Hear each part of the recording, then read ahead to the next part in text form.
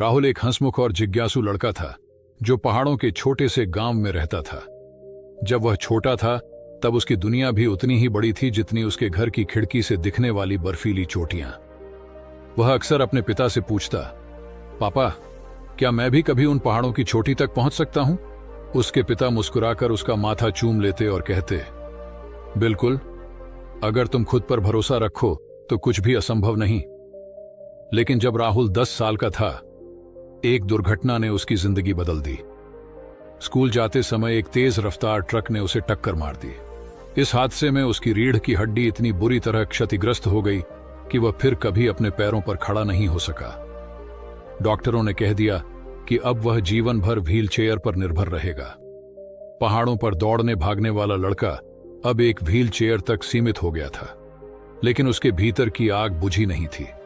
राहुल की मां हमेशा उसे हिम्मत देती थी, तुम्हारी उड़ान तुम्हारे पैरों पर नहीं बल्कि तुम्हारी हिम्मत और जज्बे पर निर्भर है। धीरे धीरे राहुल ने खुद को संभालना शुरू किया। उसने किताबों में खुद को खो दिया। उसे पर्वतारोहण से जुड़ी कहानियां पढ़ने का बहुत शौक था। एक दिन उसने एडमंड हिलेरी और तेंजिंग नोर्गे की एवरेस्ट विजय की कहानी पढ़ी। उसे महसूस हुआ कि पहाड़ केवल शरीर की ताकत से नहीं बल्कि मानसिक शक्ति से जीते जाते हैं। फिर एक दिन उसने घोषणा की, मैं पहाड़ चढ़ूंगा। गांव वाले हंस पड़े। कुछ ने कहा, व्हील चेयर पर बैठा लड़का पहाड़ कैसे चढ़ेगा? उसके दोस्तों ने भी सोचा कि यह असंभव है, लेकिन राहुल जानता था कि उसके सपने की राह मुश्किल जरूर थी पर नामुमकिन नहीं। राहुल ने इंटरनेट पर उन लोगों के बारे में पढ़ा जिन्होंने विकलांगता के बावजूद अद्भुत उपलब्धियां हासिल की थीं। उसने यह भी जाना कि कुछ पर्वतारोहियों ने विशेष उपकरणों के सहारे व्हील चेयर से पर्वतारोहण किया है। उसने अपनी मां और पिता से कहा, मुझे पहाड़ चढ़ने की ट्रेनिंग लेनी है। शुरुआत में परिवार को चिंता हुई, लेकिन वे राहुल की जिद के आगे झुक गए। उन्होंने शहर में एक पर्वतारोहण विशेषज्ञ अर्जुन सर से मुलाकात की। जब अर्जुन सर को राहुल की कहानी पता चली तो वे प्रभावित हुए और बोले, तुम्हारा जुनून देखकर लग रहा है कि तुम यह कर सकते हो, लेकिन इसके लिए तुम्हें बहुत मेहनत करनी होगी। राहुल ने ट्रेनिंग शुरू कर दी। उसने अपने हाथों और कंधों की ताकत बढ़ाने के लिए कसरत शुरू की। वह रोज व्हील चेयर में बैठकर रस्सी खींचने, चढ़ाई करने और संतुलन बनाए रखने की प्रैक्टिस करने लगा। कुछ महीनों बाद अर्जुन सर ने कहा, अब तुम एक छोटे पहाड़ पर चढ़ने के लिए तैयार हो। राहुल ने अपने गांव के पास मौजूद एक पहाड़ी को चुना जो लगभग 3000 मीटर ऊंची थी। एवरेस्ट नहीं था, लेकिन उसके लिए यह किसी भी बड़े लक्ष्य से कम नहीं था। उसके पर्वतारोहण दल ने एक विशेष कस्टम डिजाइन व्हील चेयर बनाई जिसमें बड़े पहिए और रस्सियां लगी थीं। कुछ दोस्त और प्रशिक्षक भी उसके साथ थे जो जरूरत पड़ने पर उसकी मदद कर सकते थे। चढ़ाई का दिन आ गया।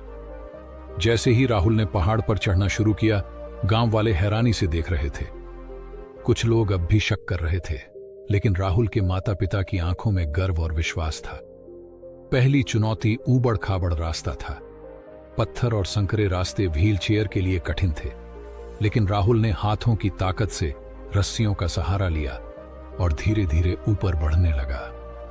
पहाड़ी का मध्य भाग बेहद कठिन था। वहां की ढलान इतनी खड़ी थी कि व्हील चेयर को ऊपर खींचना आसान नहीं था। कुछ जगहों पर उसके दोस्तों को उसे सहारा देना पड़ा, लेकिन जब सबसे कठिन चढ़ाई आई तो एक जगह उसकी व्हील चेयर फंस गई। हाथों में दर्द हो रहा था, सांसें तेज हो गई थीं।